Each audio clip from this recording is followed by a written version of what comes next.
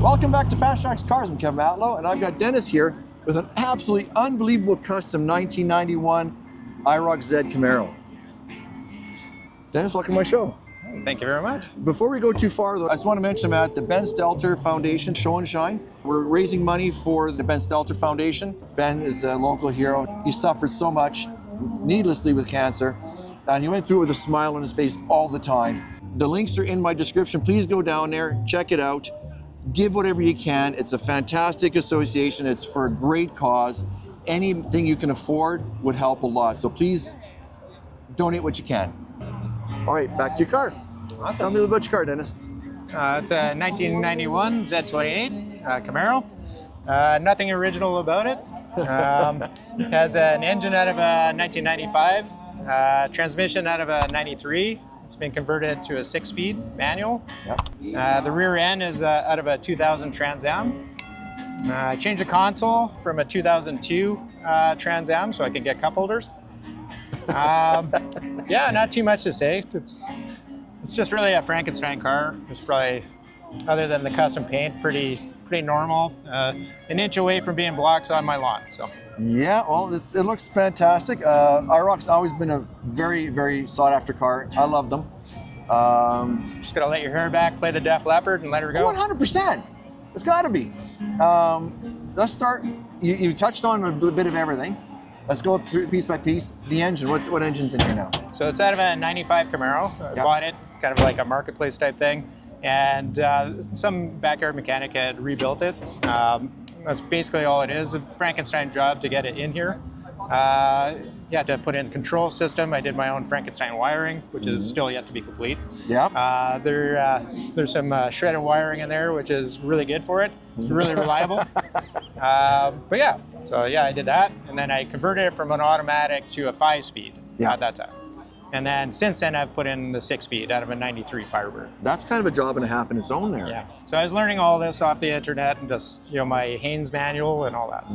Yeah. It's been fun. Yeah. Mounting the motor, though, motor mounts wouldn't have matched. That generation had the matching motor mount for this, even though they didn't use it. So they use an LT1, I guess. Anyway, I'm no expert, but where in the 4th gens they used a different motor mount, but it still had the holes for that, so it married up with this. Wow, impressive. But the engine itself sits lower than the factory motor. Lower center of gravity now, so it's better anyway.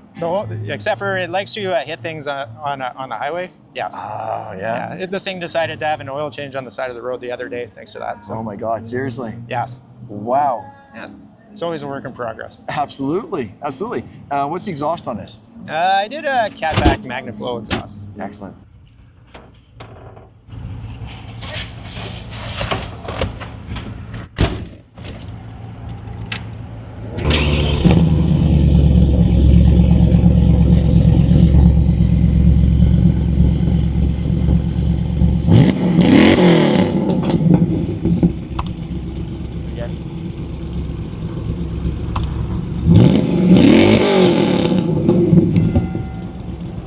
Sounds good. Yeah.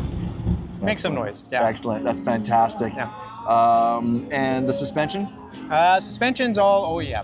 Okay. Yeah, I haven't done anything there. I'm gonna do some spring upgrades. To do it proper, like upgrade coilovers and all that, it's a little bit pricey out of my budget right now. So I'm just getting some custom beefier springs to kind of keep it from grounding out. Absolutely. When I cruise down the highway. Yeah, absolutely. Wonderful. And the brakes on it, front and back?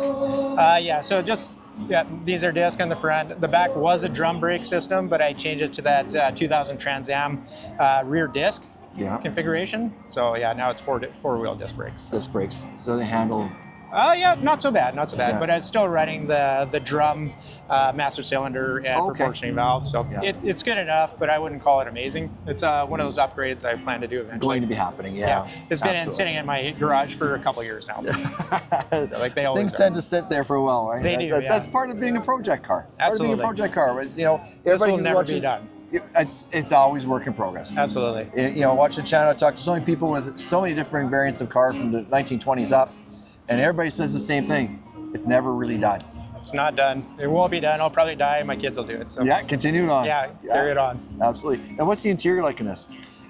Well, it's just a original interior. I pulled all the plastic painted them all to black, changed the seatbelts from gray to black because it used to all be gray inside. And then these seats are actually OEM seats. They just have a really good quality seat cover on them. Yeah. So most people don't realize that they're actually stock seats. Wow. Yeah, they look really good. The two-tone. Yep. Looks really nice. Just seeing it through the windshield even. Yep. Fantastic. And is that the original dash?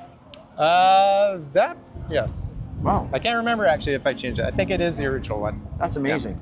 Yeah. Because they tend to crack. They do, yeah. Yeah. Yeah. No, actually that is original, yeah. And that's in beautiful shape. Yeah, and I actually left the screws a little loose on purpose so that they're not quite as tight. So I don't know if that helps or up in my head. I'm thinking that it gives it some wiggle room. So it comes from slamming the doors and the torque of going over the, over things. Of course. Yeah. Of course. Oh, I did do subframe connectors in this too to stiffen it up. Good. Yeah. So it handles a little better. Yeah. And it can take 330 horsepower in it right now. 330? Well, rear wheel, yeah. Yeah. So Fantastic. it's about 350. What size tires are on this now? They're just 17s Eagle Alloy from, they came with the car originally. Yeah. I haven't done anything for that. So. Well, if they work and they catch and they're handling well, they ride well. Yep. Obviously, this gives you a fairly comfortable ride too. It's fairly comfortable, Because the stock suspension, stock tires, it's not going to be as bone jarring as it could be. No, actually, it's a little too sloppy just because, like I was saying, it likes to hit things on the highway. So. Yeah, Alberta roads. Yes. Thanks, Edmonton. Yeah, Alberta. I complain about it a lot. Yeah. Anything else you think I've missed? No, paint I job. don't think so. Paint job. The big thing that caught my eye. What was this paint job? Is there something unique about this car? I don't know. Well, this is about it. Kids love this, so that's why I keep the hood down. There's some engine stuff underneath to look at, but this is what attracts people to look at it. So. Yeah, dragging on there with the flames. It's I like it. It was my inspiration, but obviously I didn't do it myself. So. Of course. Yeah. So this is actually a tattoo artist to this. His name is Adrian. I don't remember his last name. It's somebody local, but he was airbrushing. And I got video or pictures of him. He had this hood hanging up, had his hoodie up, listening to his tunes, just doing his thing, and I was just glowing. Yeah, and I asked him if I could take pictures of him doing that, and it was honestly freaking amazing. So that's great. Yeah, it looks amazing. He did a beautiful, beautiful job. Yeah, it's all hand done. That's great. All right, so I think we've covered everything now. Yeah. Now we get the paint. There you go. Thank you so much for being on my channel. I do appreciate your time. Anytime. Take care. If you're an automotive enthusiast like we are, like, comment, subscribe, and don't forget to turn on the notification bell so you're alerted when new videos go live. We post videos weekly, and this is completely free.